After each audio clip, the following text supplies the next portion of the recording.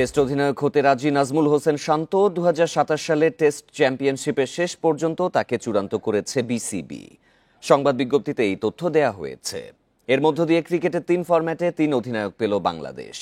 সবশেষ লঙ্কা সিরিজে ওয়ানডে নেতৃত্ব থেকে শান্তকে সরিয়ে দেয়া হলে টেস্ট অধিনায়কত্ব ছেড়ে দেন তিনি।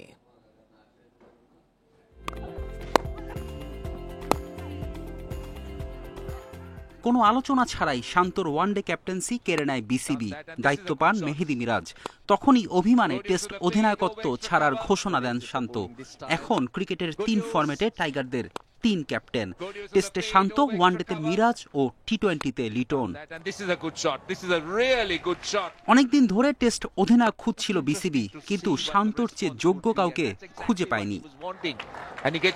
সবশেষ টেস্ট সিরিজেও শান্তর 2টি সেঞ্চুরি, দলকে নেতৃত্ব দিয়েছেন সামনে থেকে।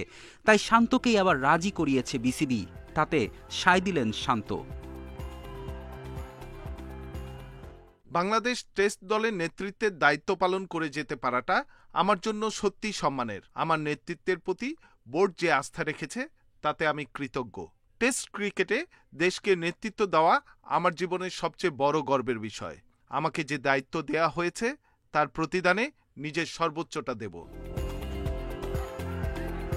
শান্ত ধৈর্য, প্রতিশ্রুতি এবং টেস্ট ক্রিকেটকে গভীরভাবে বোঝার প্রমাণ দিয়েছে। ওর নেতৃত্বে দল পরিণত ও আত্মবিশ্বাসী হয়েছে।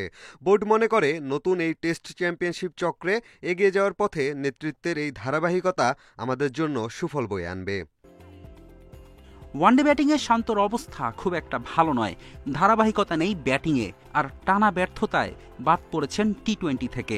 সাদা বলের এমন পারফরমেন্স লাল বলের ক্রিকেটে প্রভাব ফেলে কিনা তাই দেখার বিষয়। প্রায় 4 মাস পর শান্তর নেতৃত্বেই আয়ারল্যান্ডের বিপক্ষে টেস্ট খেলতে যাচ্ছে বাংলাদেশ। ফেরদৌস ইসলাম, ইন্ডিপেন্ডেন্ট নিউজ।